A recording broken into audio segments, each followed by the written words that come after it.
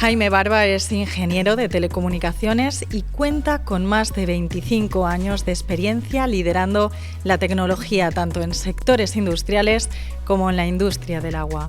Como actual CEO de Hídrica, Jaime destaca por impulsar el ecosistema de innovación, colaborando con startups y centros tecnológicos en proyectos de eficiencia operativa y sostenibilidad. Soy María Molina, periodista, y os doy la bienvenida al podcast de Beiber Blue Tech Zone. Hola Jaime, bienvenido, ¿qué tal? ¿Cómo estás? Muy bien y encantado de estar aquí para este podcast de tecnología. Vamos a hablar del legacy, del legado, que se podría definir como este conocimiento que transmiten las personas más veteranas de una empresa a aquellas que tienen menos experiencia. ¿Qué relevancia tiene el legacy en las empresas? Pues yo diría que hoy día mucho, más incluso de lo que pensamos cuando pensamos en proyectos de digitalización. Enseguida nos viene a la cabeza pues el mundo digital, mucho ordenador, mucha programación, y en realidad es un proyecto social, es un proyecto donde pues cuando abordas en una compañía pues cómo digitalizar la compañía, lo más importante es ser capaz de recoger todo el conocimiento de la compañía, que normalmente lo tienen las personas pues en general más mayores en el mundo industrial, por lo menos, y ver cómo lo puedes trasladar al mundo digital, que no es más que una bisagra entre las personas que tienen este conocimiento y la gente que entra nueva y que quiere aprender. ¿Y cómo se puede convencer o facilitar las cosas entre esos dos polos? Pedirle a la persona con experiencia que tenga generosidad, que invierta tiempo, que tenga paciencia también y diga, mira, todo esto es lo que he vivido, todo esto es muy importante, a esos perfiles jóvenes que hasta el momento han encontrado la solución o la clave en las pantallas. Hay como dos mundos muy diferentes, ¿no? Totalmente, tú lo has dicho. Las personas jóvenes, algunas sí, no todos, no están muchas veces acostumbradas a pasar muchas horas con personas mayores para recoger aprendizaje, para aprender. Vivimos en un mundo, todos, donde cada vez el déficit de atención es mayor. Es muy difícil es muy difícil la concentración. Sí. Y bueno, pues algunos... yo en mi caso, por ejemplo, he tenido la suerte de aprender de personas mayores por haber pasado muchas horas con ellos, pero eso es algo que cada vez ocurre menos. La manera de hacerlo quizás sea... Cuando hablamos del entorno empresarial, no estoy hablando del entorno humano, pero al final el entorno empresarial tiene a personas dentro, sea el entrenar a las personas más mayores en el mundo tecnológico, elevar su conocimiento dentro de las empresas, reconocerlo, que esto muchas veces no ocurre, es decir, reconocer ese conocimiento y pues desviar ese conocimiento hacia las plataformas, al entorno digital. La persona joven se mueve en el entorno digital, de una manera nativa, de una manera que no se mueve la persona más mayor. Por eso digo que es una bisagra, por eso digo que es el mundo que los puede encontrar. Claro, a la persona mayor le tienes que dar el reconocimiento, pero también la persona mayor tiene que tener la generosidad. Ocurre muchas veces que se tiene el conocimiento y se tiene el miedo, y esto es muy importante, casi siempre, muchas veces en las empresas se actúa por miedo, no siempre, pero muchas veces. Se tiene el miedo a, oye, si abro este conocimiento, entonces, ¿qué va a ser de mí? Es decir, ¿yo cómo voy a seguir contribuyendo a la empresa? Ya se lo he dado al mundo digital, yo ya no sirvo, ¿no? En realidad no ocurre así, no es así.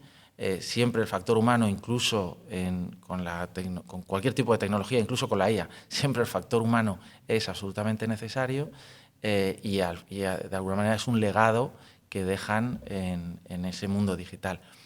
La persona joven también tiene que aprender a escuchar. Hay mucha gente joven que escucha. O sea, no generalizamos, ojo con eso, no, que nadie se ofenda. Por eso.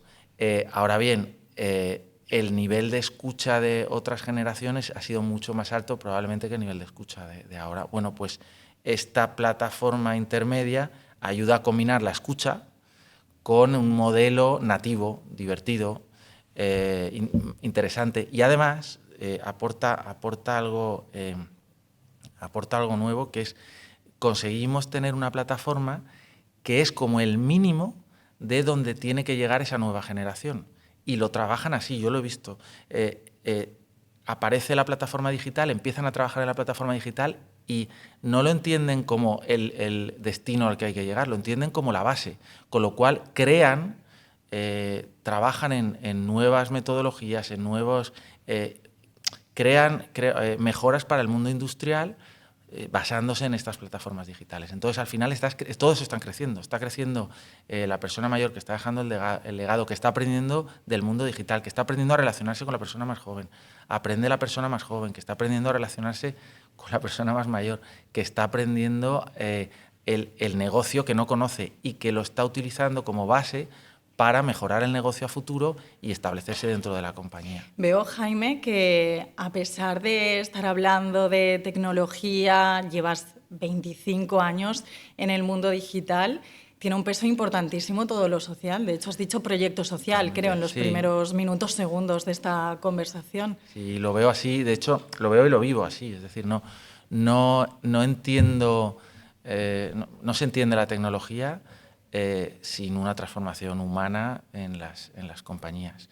Y en realidad, muchas veces los fallos, yo he visto y hemos vivido muchísimos proyectos fallidos.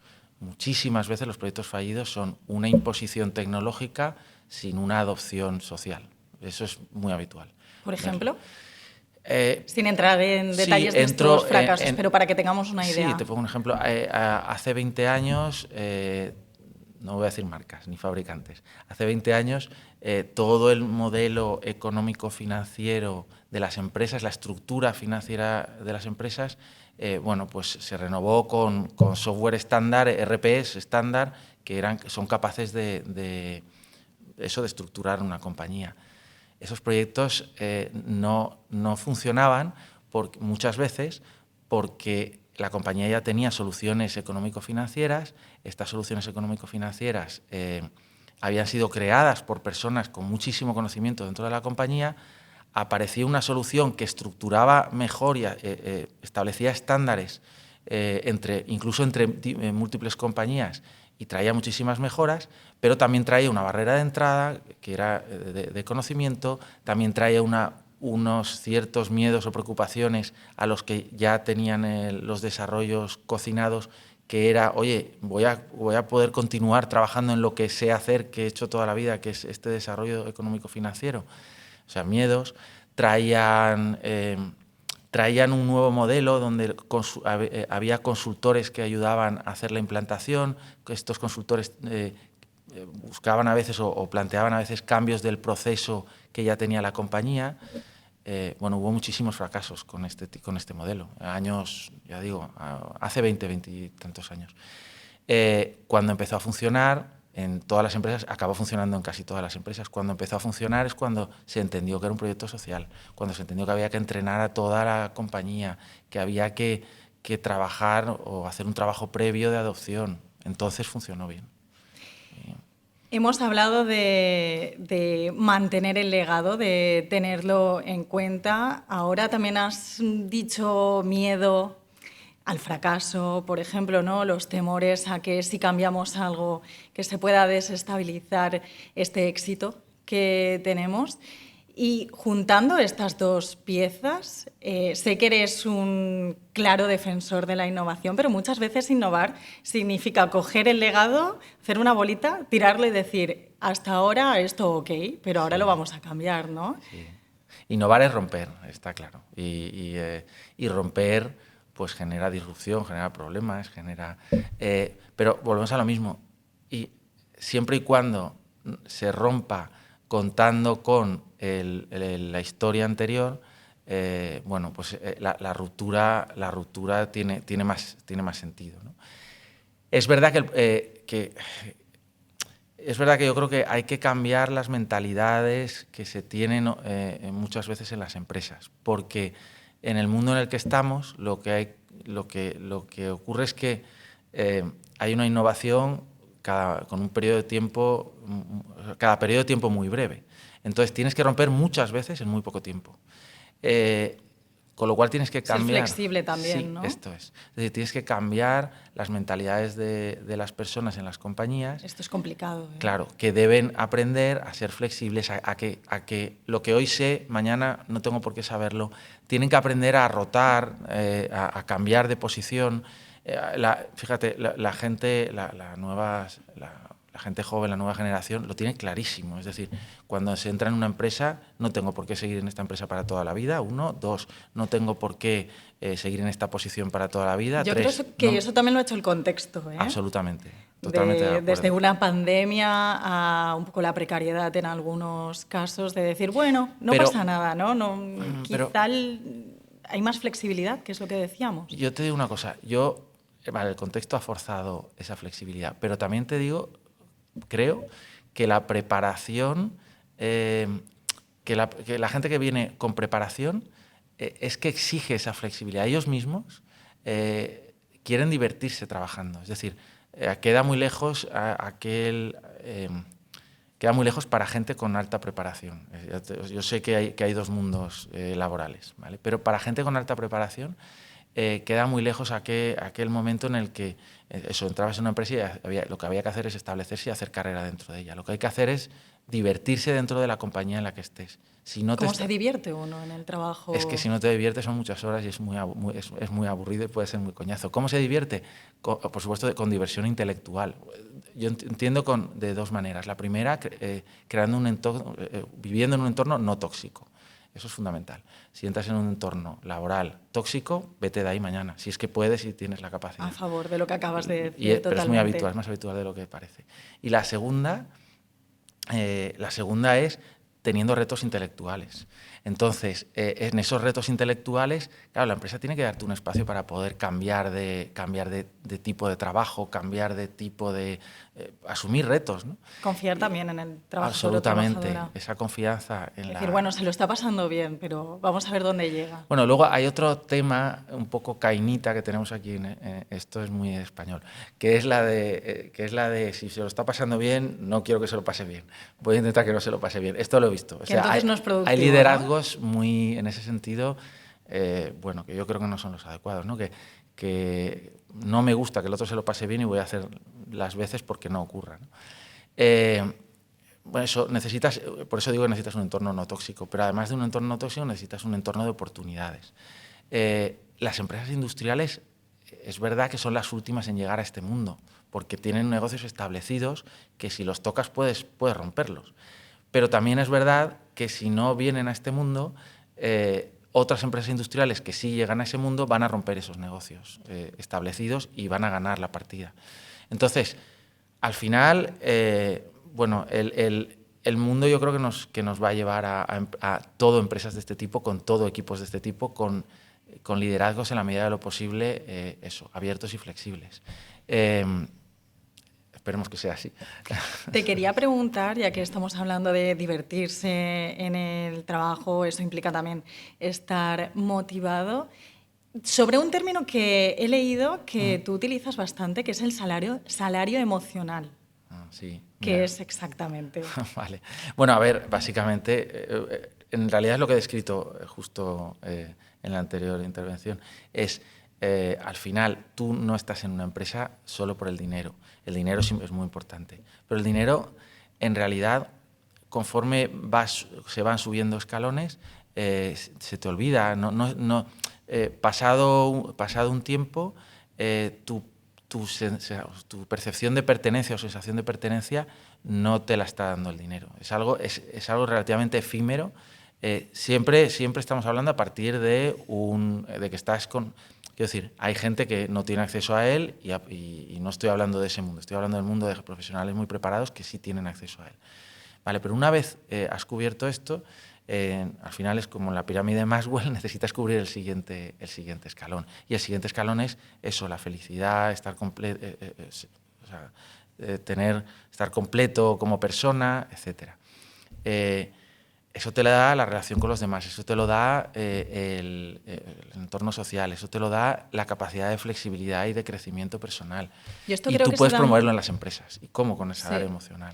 Perdona, yo creo que esto se da mucho en el sector tecnológico precisamente, a partir de ciertos cargos que quizá hay una alta demanda, pero no una oferta, y se pescan entre ellos de, bueno, sí, estás ganando este dinero, pero es que en esta empresa te damos estas condiciones que... Sí y no. Te diría que sí, ¿Sí? Hace 2 años, pero está cambiando. ¿Y dónde ha evolucionado? El mundo está cambiando. Al final, la IA ha venido a romper todo esto. Adelantas ya un tema que queríamos... Perdón, me parece genial, me parece sí. genial. Al final,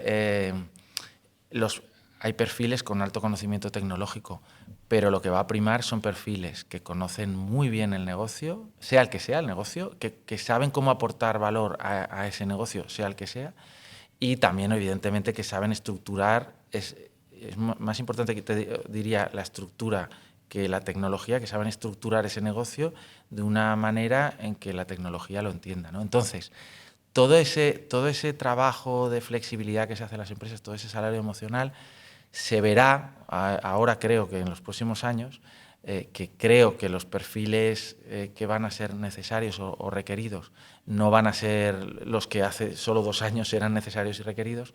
Se verá si eran iniciativas para tener una filosofía de empresa o eran simplemente, como bien dices, iniciativas para para retener el talento y que no se escape, ¿no? Lo veremos. La inteligencia artificial, es que se ha visto en esta conversación, es que aparece. Sí, no sin hay querer, se han pasado. estrato, no hay sector en el que no se haya pensado o que no haya asomado la patita, ¿no? La inteligencia artificial, hasta ahora, bien, en general diría, tú ahora dirás, como en tu sector, cómo ha impactado.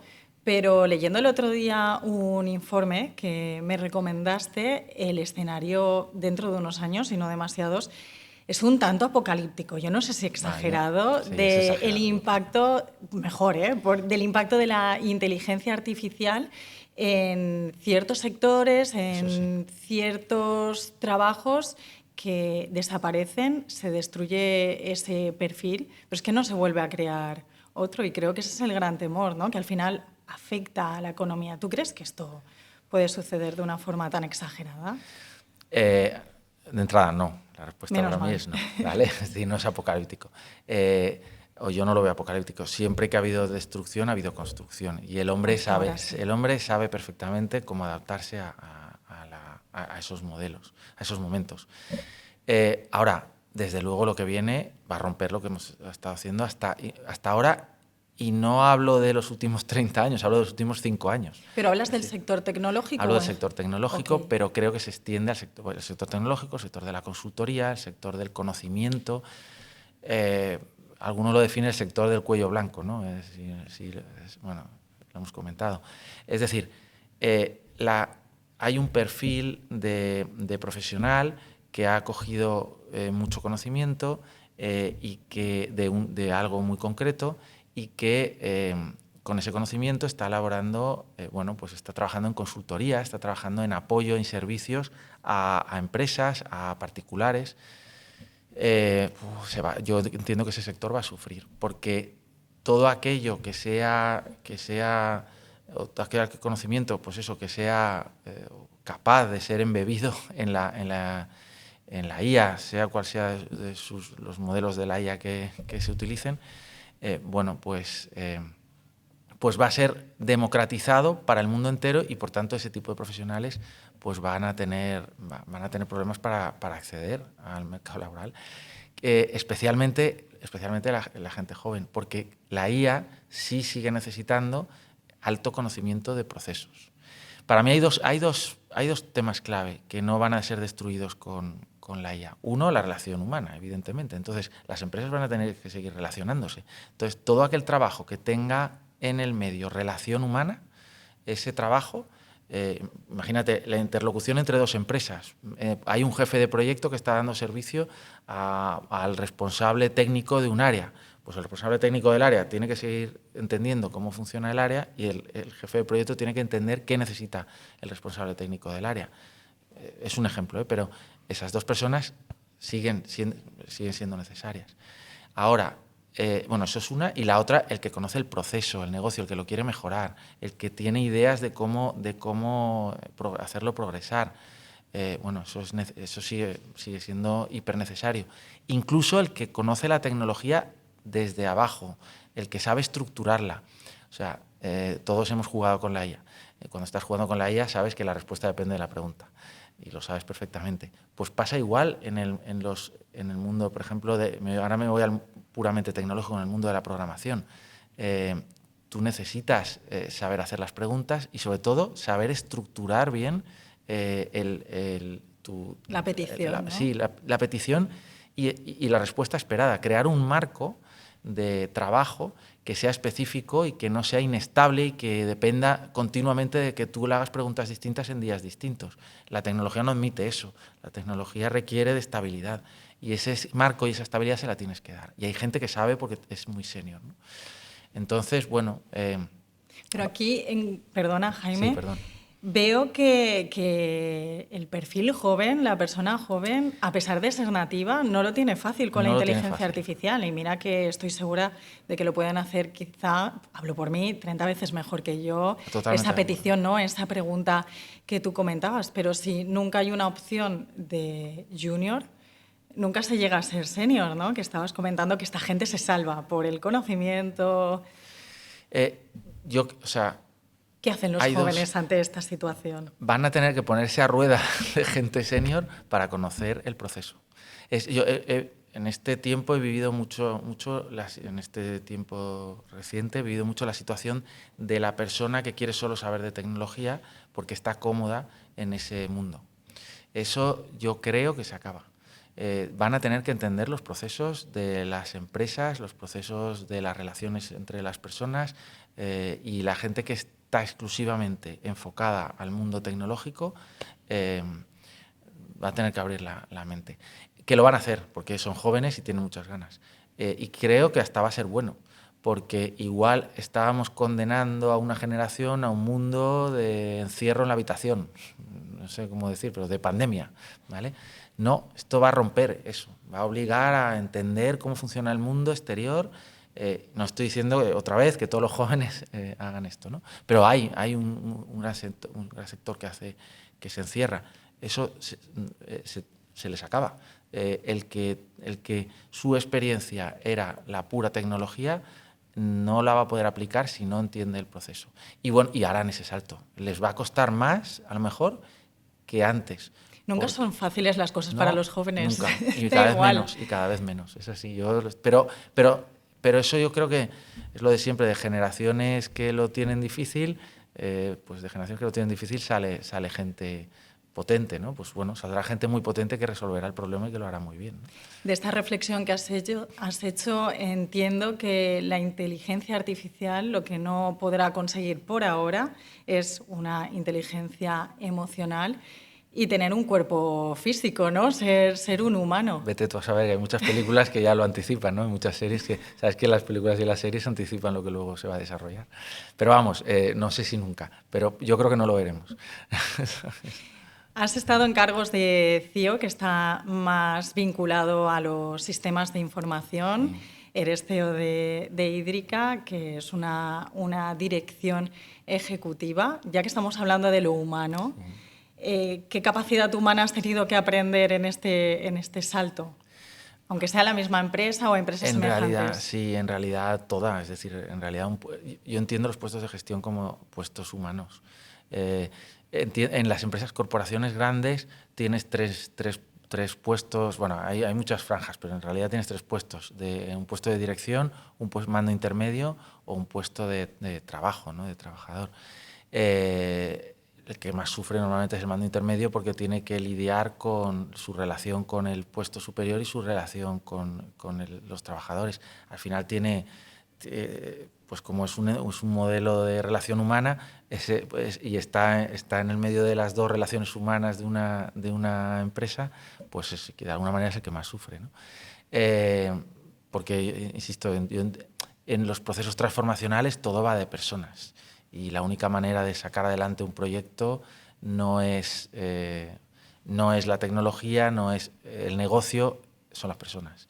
Y sé que a lo mejor es una frase muy manida, pero en realidad el éxito lo tienes en la medida en que un grupo humano se aúne con el proyecto. Y si no hay esa comunión entre el grupo humano y el proyecto, el éxito de la compañía no funciona, no es. ¿Y cuál es el éxito de un buen líder?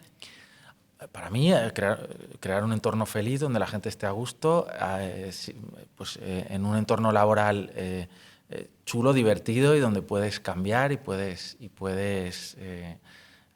tener posibilidades de crecimiento personal y profesional. Y hacer una visión concienciada, no apocalíptica, ¿no? Leyendo ciertos informes de qué viene, ¿no? Y más en el sector en el que estás, tan vinculada a la tecnología, que lo que hace 5 años iba a ser revolucionario lo fue, pero es que ya se ha quedado anticuado, ¿no? Sí, o sea, yo sí creo que lo que viene va a ser duro, si es que lo creo, porque toda la consultoría tradicional, un asesor fiscal, pongo un ejemplo, no es mi mundo, un asesor fiscal. Es que tú preguntas a la IA y tienes toda la información fiscal que necesitas. El asesor fiscal va a tener que reinventarse. Van a hacer algo y lo harán bien, pero se tiene que reinventar. Un desarrollador, un programador, es que la IA, como le hagas buenas preguntas, te responde, te construye, te hace el desarrollo que estás esperando. Se va a tener que reinventar, va a tener que hacer algo más, no solo programar. Como esto, un consultor tradicional de negocio y que llega a las empresas y hace un análisis de negocio, o un asesor financiero, se va a tener que reinventar. Es decir, el entorno apocalíptico viene, lo digo porque lo estamos diciendo, pero a lo mejor no lo estamos explicando. El entorno apocalíptico viene cuando piensas que todas estas personas van a ser barridas del mercado laboral. Son personas que algunas de ellas tienen deudas, tienen hipotecas, tienen obligaciones y van a ser barridas habiendo sido prescritas por parte de quien haya establecido la obligación con ellos como alguien solvente. Y entonces de repente, si construyes hacia arriba, pues a los planes de pensiones, los fondos de inversión han metido dinero en las empresas que le han dejado dinero a ese sector, y entonces, bueno, pues el apocalipsis es que se espera una disrupción masiva de todo el entorno económico-financiero por las dependencias que hay de unas escalas sobre otras, ¿no? No, yo no creo que sea ese caso. Yo creo que se va a dar un caso donde estas personas lo van a tener muy difícil, van a aprender a hacer cosas que son útiles con la tecnología que hay ahora, pero van a pasar 2-3 años difíciles, malos, como ha ocurrido cuando han venido nuevas innovaciones que cada vez tenemos más. Cuando apareció Internet, cuando apareció etc. No quiero empezar cuando aparecieron los móviles, pues cada vez ha habido que romper los modelos de trabajo. Pues ahora otra vez. Nos reinventaremos de nuevo. Estoy seguro. Jaime, muchas gracias por esta conversación tan interesante. A ti por invitarme. Muchas gracias.